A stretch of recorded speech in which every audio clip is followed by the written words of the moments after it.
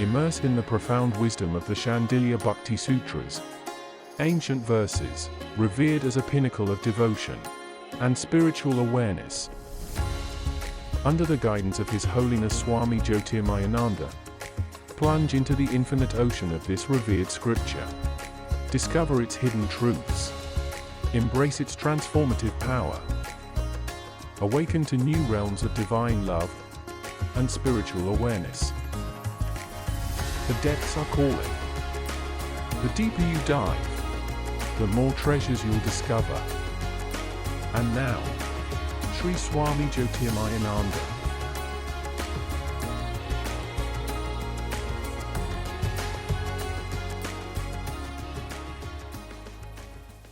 Om Vasudeva Sutam Devam Kansachanuramardanam Devki Paramanandam Krishnam Vande Jagadgurum. Om. Adorations to Lord Krishna, the preceptor of the universe, destroyer of the forces of darkness, and bestower of immortality. Shandilya Bhakti Sutras is Sutra number 3. The first sutra was Athato Bhakti Jigyasa. The second sutra defined Sa Paranurakti Ishware. Bhakti is supreme attachment to God. And there is profound implication in the term attachment. And as we go on, you will have more understanding. Third sutra is Tat Sansthasya Amritatvopadeshat. Because the scriptures proclaim that whoever abides in God attains immortality. What's being presented to you, the idea to abide in God. That's what will lead you to become more and more attached. If you abide, continue to abide in God, continue to experience the blossoming of devotion, you will automatically attain immortality. Attainment of immortality is attainment of liberation. To become free of the cycle of birth and death. Two methods are highlighted in the scriptures. The path of devotion and the path of wisdom. Path of wisdom is effective, dynamic, but it is not all-embracing. You can't tell a farmer, a woodcutter, start practicing Brahma Vichar. You are not the body, you are not the mind, you are not the senses. World is illusion. But you can start telling the farmer, consider what the work you do is God's work. You are loving, you can love God in your children. Expand your heart. God loves you. And for that, one doesn't need too many explanations. Tell a child, mother loves you. Child doesn't wait until he's reading his whole volume, a book, to understand what it means.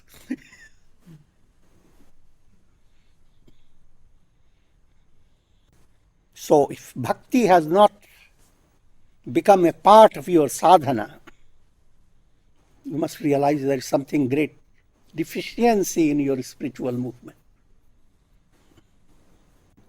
Intellectual advancement, the importance of it is nobody denies.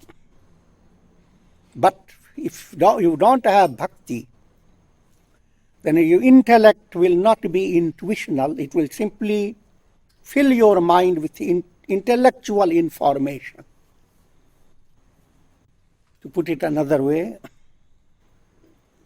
in order to attain God realization, your mind must be free of impurities: anger, greed, hate, egoism. Knowledge, intellectual knowledge, can make you understand that hatred is bad. But it will not give you the tool to control it. Only tool it will give you to develop a false conceit that I have conquered anger. Because I am Brahman, so naturally I have conquered. It is bhakti that is the best detergent for washing away the impurities of the heart, devotion to God. And once the impurities are washed away, liberation comes automatically. Therefore the saying, Mukti Bhakti ki dasi hai. If you have the queen, you don't worry about the maidservant. Bhakti is the queen. So once developed bhakti, mukti, liberation will come automatically. You never have to be thinking about how long will I be loving, when will I attain liberation. Love of God is so intensely engrossing, the question of when and how doesn't arise. Also, you have to understand that between the two, bhakti and jnana, there is no conflict. When jnana, or when we say knowledge, if you interpret knowledge only in the terms of intellectual knowledge, then there is a conflict. Intellectual knowledge can be very clear, and you can recite the Upanishad, you can explain the passages, and you may not have that quality of devotion to God. Therefore, in your mind there will be ego, big ego. And you will not even understand that you have a big obstacle. So the sutra says in the third sutra, Tat Sansthasya Amritatvopadeshat, because the scriptures proclaim that whoever abides in God attains immortality. Abiding in God is most important. And in the Gita, and Krishna says that those people who have developed divine qualities, they abide in me. And I abide in them. Krishna does not state in a direct way that those who have studied Vedanta, practiced listening, reflection, meditation, they abide in me, or they realize me. In other words, between the two methods, devotion is natural, instinctive. There is natural instinct to love. There is natural instinct to know also, but the knowledge requires a special discipline, a special effort. And you may not attain intuitional knowledge unless you have developed devotion in your heart. Whoever abides in God, think of in a poetic way, whoever has developed divine qualities, Krishna says that devotee abides in me. Upanishadic statement, Brahma Sanstho Amritatvameti, one who is fully established in Brahman. Brahman is God. One who fully abides in God attains immortality. Now, to explain what we mean by abiding in God, the next sutra says, Jnanamiti chet na dvishatopi jnanasya tad sansthitet. If it be said that abiding in God implies attaining knowledge of God, we say no. If you have knowledge of God, that doesn't mean you abide in God. Try to resolve the riddle. If you have the knowledge that God is the cosmic destroyer, He dissolves the entire world. Once you have that knowledge, will you like to abide in Him?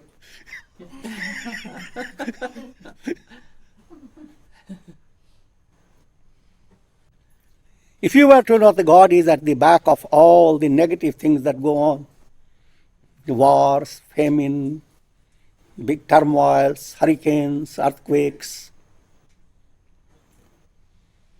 will you abide in Him? If you know a person has negative qualities and the person arouses in your mind sentiment of hate, the idea of abiding in the heart of that person is no. All this, the drift of all this is there, that sheer intellectual knowledge doesn't remove hatred. Knowing even goodness of a person doesn't imply that you have become very close to the person and you love the person. The path of knowledge requires many subtle preparations. But the path of devotion is open for everyone. Qualifications are not asked about. Everyone has instinctive nature to love. Now, all that he does, he allows that instinctive love to unfold. Every mother has self-sacrificing love for a child.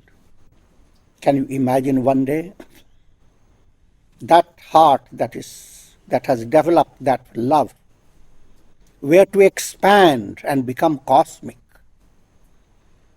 And there isn't a creature whom you don't love if one were to develop cosmic love.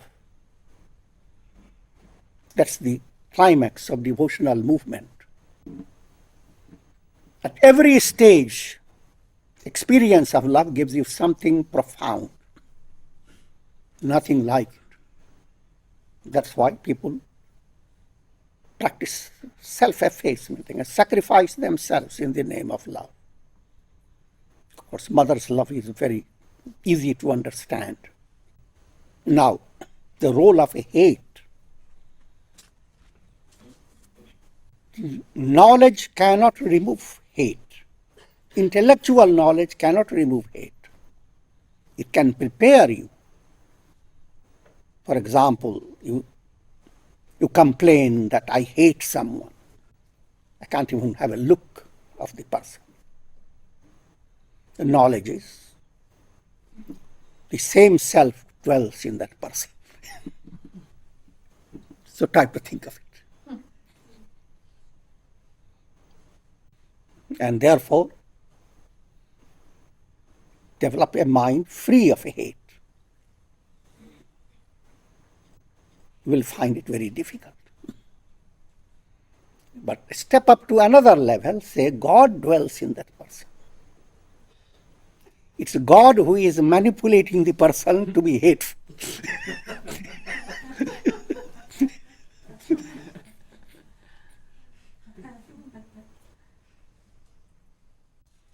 If your attention turns to God, now you have known the secret of abiding in God. The simple message behind it, do not ignore bhakti, devotion. Devotion secures your spiritual movement. With the devotion progressing within you, your reason turns into intuition. Yasya deve para bhakti, yatha deve tatha guru. The Upanishad says, he who has supreme devotion to God and likewise to Guru, for him the scripture opens the revelation, I am Brahman. is another subtle confusion when you study scriptures. Scriptures speak of vari bhakti. Vari bhakti means you develop a hatred of God. And hatred is so intense that you can't think of anything else.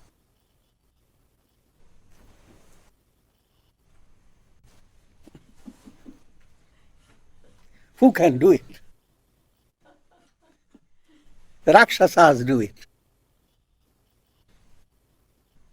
They are opposed to love. So the scriptures speak of the demons attaining liberation because they developed vari bhakti. People take it literally. These are all highly mystical, never to be taken literally. It has not no meaning at all literal. Why it is being said?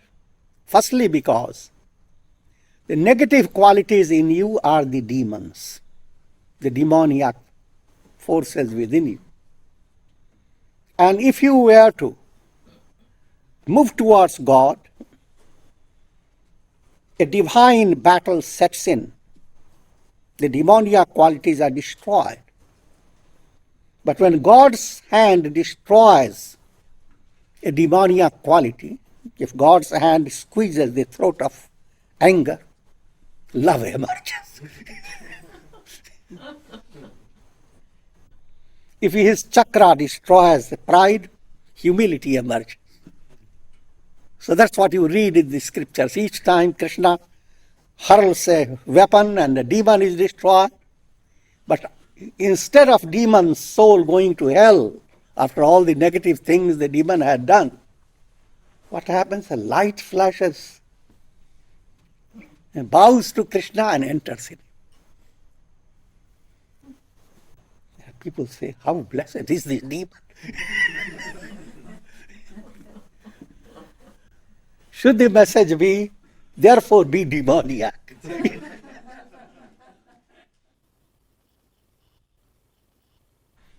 The message is called negative advertisement. If people can attain liberation even with hatred, imagine how much it will be easy if you have love.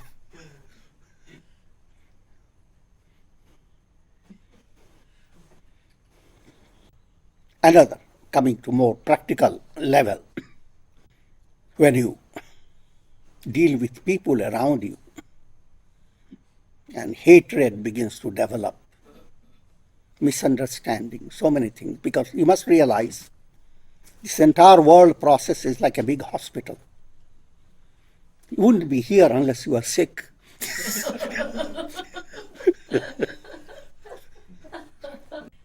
or you are or you are doctors or nurses. Saintly people are doctors. Devotees, many people, good people are nurses. But the majority of the world is a big hospital. Everything that people do, see, physical disabilities, everybody is compassionate about. If someone broken leg, very compassionate. If someone breaks his tongue, speaks bad language, nobody is compassionate. But that person needs more compassion because subtle nerves of the brain, subtle brain tissues have been affected. It is a greater damage the person is suffering from. But all that you hear, oh, sharp words. To me, how dare?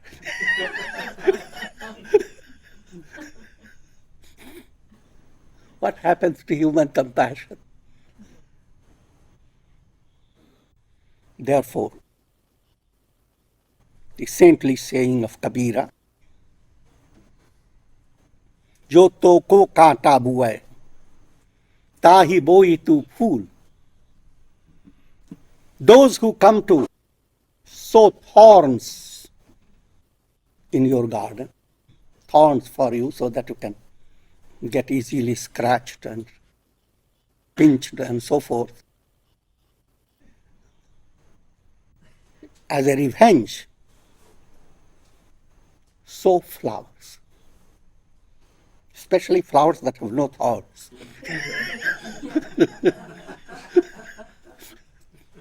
Soft to walk on, fragrant and beautiful. तो को फूल के फूल है. What will happen in your life? Flowers will emerge, manifest everywhere. You will find peaceful atmosphere. Vako hai Tirshul. Shiva's three-pronged instrument is going after the neck of the one who sowed thorns for you. Is that delightful? If it is delightful, you have not understood. The subtler point is that person who tried to cause harm to you by sowing thorn, and if instead of revenging, you acted in a divine way, then a transformation will occur in that person. I'm leading you to a little higher level of understanding. This disease of the world process has three aspects. It's what I call triad. Drashta, Drishya and Darshan. Drashta, subject. You view yourself as what you view yourself in practical way, your identity. The identity that you show to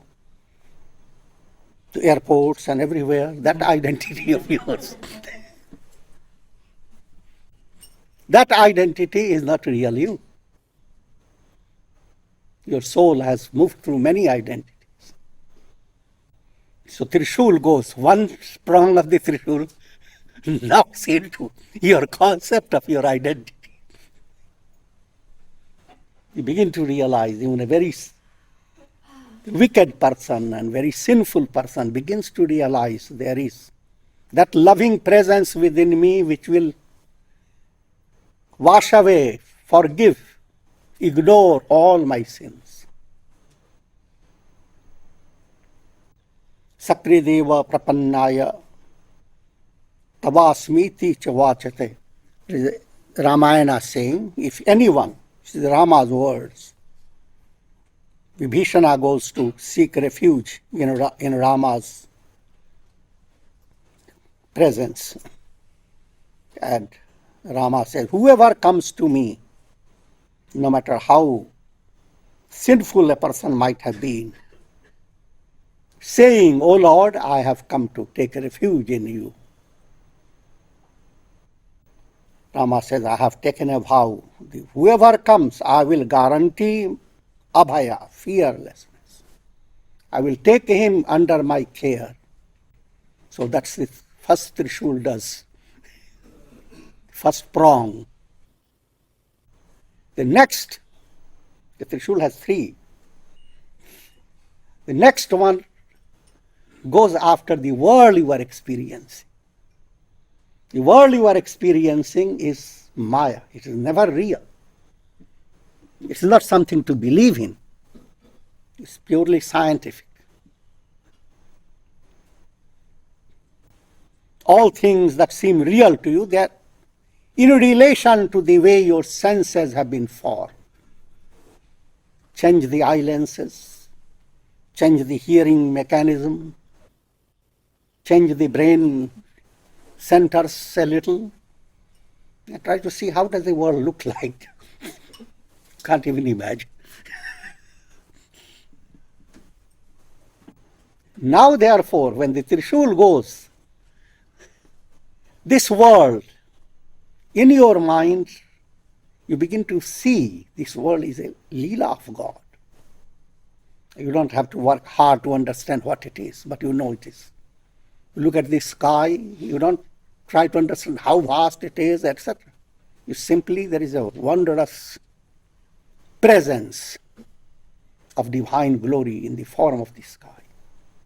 This wondrous presence of the world before you. And that's all that counts. So you have changed by one Trishul has three prongs, you see. One prong has changed your identity. Another prong changed the identity of the world.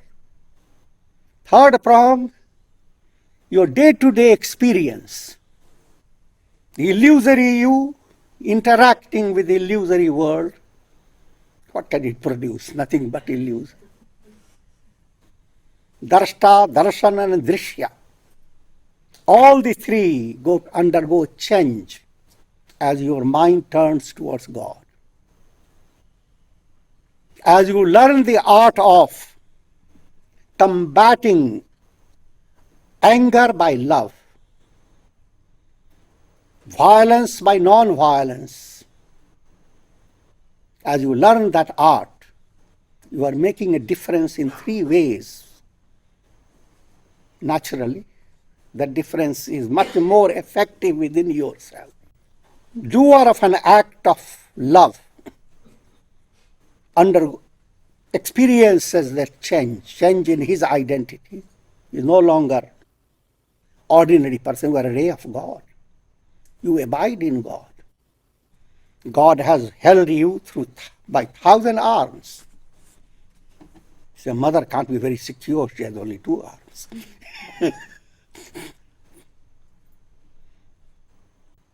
And you abide in God. And the world that you experience is His Leela. It is the Devi playing all those parts. So it's a wonderful entertainment.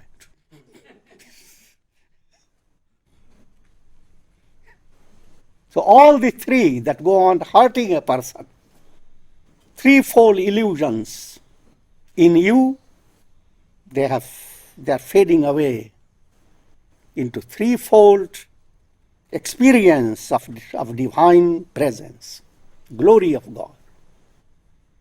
And what happens to the enemy? 3 nails have got it, removing threefold illusion in them.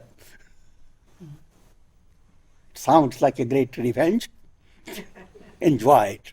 That's the best revenge you can experience.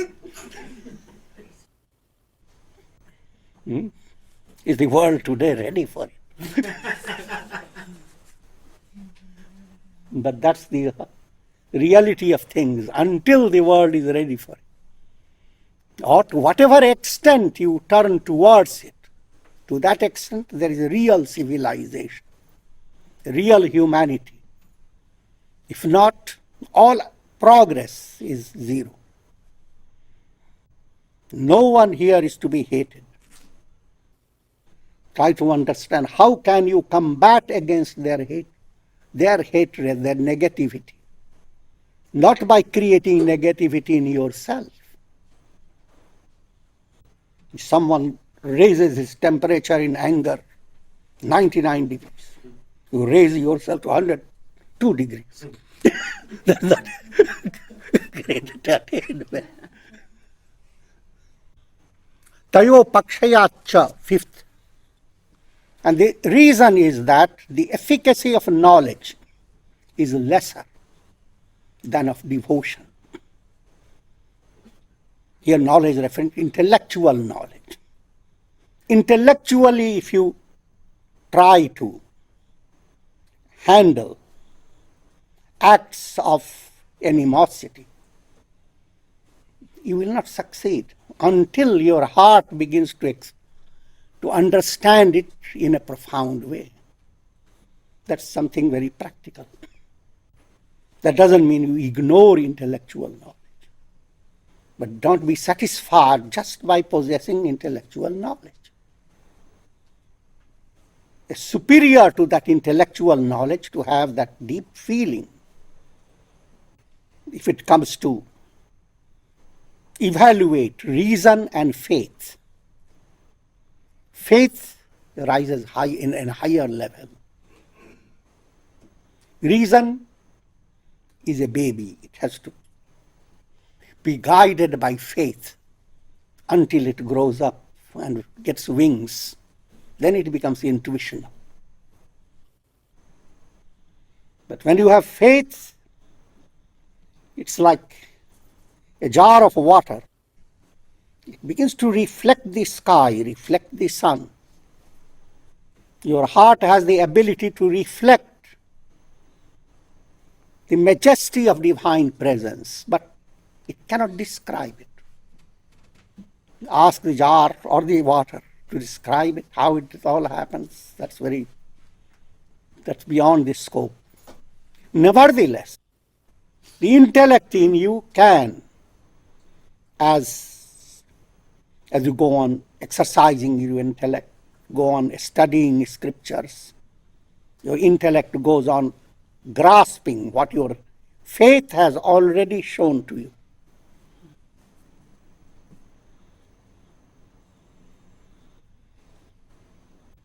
I'm talking about real faith, not blind faith, rajasic faith, tamasic faith, real pure faith. And that faith emerges as you practice sadhana, enjoy satsang, good association, go on practicing integral yoga in day-to-day life. There develops profound faith. Faith has entered and you have any experience of it, your life becomes very easy. Easy doesn't mean that difficulty doesn't come. It will come more than before.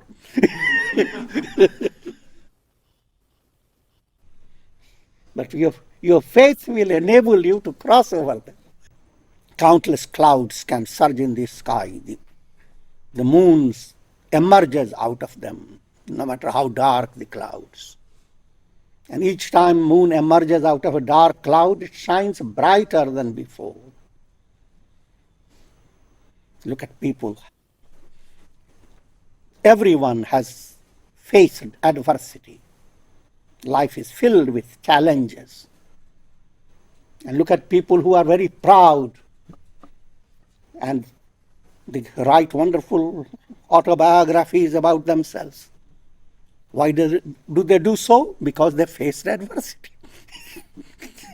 If they didn't, there's nothing to write about.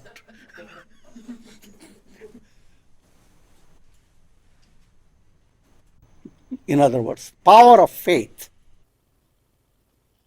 that needs to be developed, and that requires sadhana. Sadhana focused on japa, repeating mantras, learning the art of reciting stotras, prayers. Every religion has created a path, a mystical path. And if you follow it, faith begins to develop within you. Faith gives you a strength. The Raj Yoga says, Shraddha, Virya. A type of strength that is not physical. Strength that is spiritual strength. A strength that you can share. Through your blessings, you can send to people far away, as well as experience that strength operating within you. And as strength develops, Shraddha, Virya, Smriti, your memory, there is a mystical recollection. Normally your mind recollects things you have experienced in this life. All the recollections are based upon your nervous system. But there are experiences from past life for which there is no basis, there is no nervous connection with your past embodiment. The connection is subtle, the mind. So as your faith advances and spiritual energy develops, it dawns upon you that you are eternal soul. You have passed through all lives. The details of lives and what happened, that's neither here nor there. But you are not confined to this body.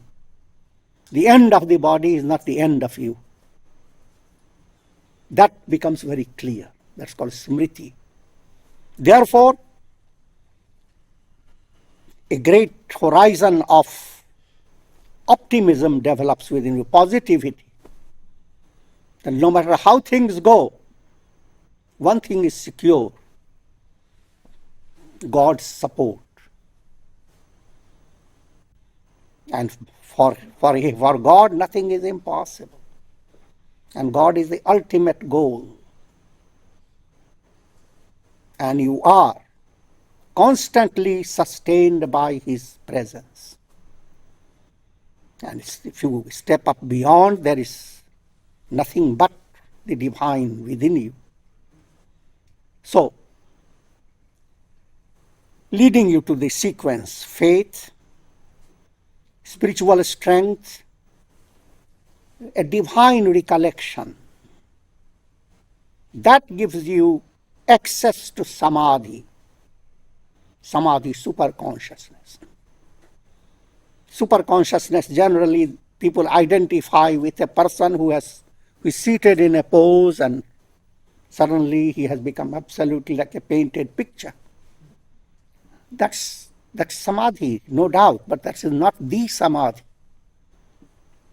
Samadhi is that spontaneous awareness at all times. An awareness: I am not the body. I am not the limited personality. I am that. Again, when I am describing it, these are the words.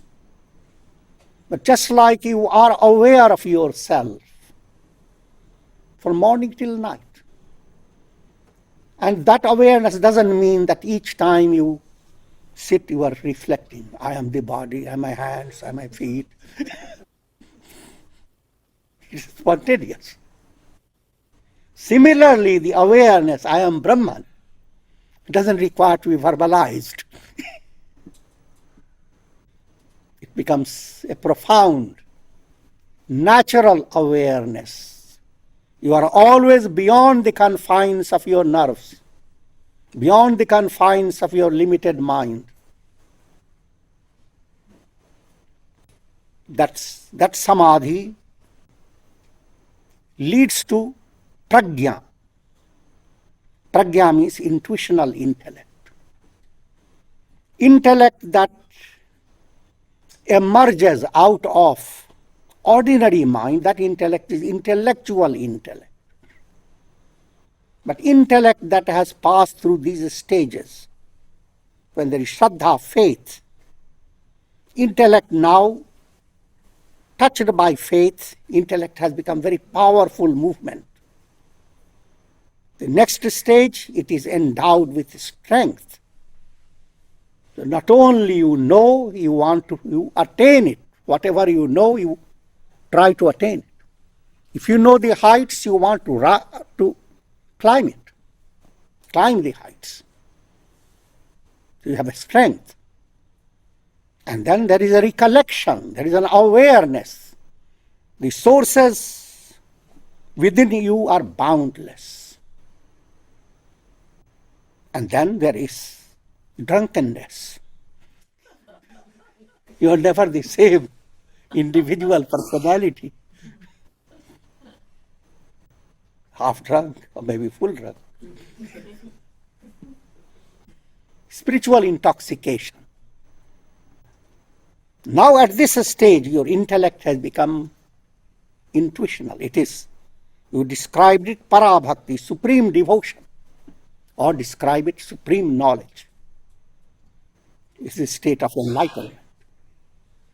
And with this we conclude. Thank you for joining us on this journey of spiritual growth. It's an honor to learn from the wisdom of Swami Jyotirmayananda. As we part for now, remember, the quest does not end. Take time to reflect on today's insights and integrate them into your life. Until next time, stay open, stay curious, stay present. The light within you is always shining.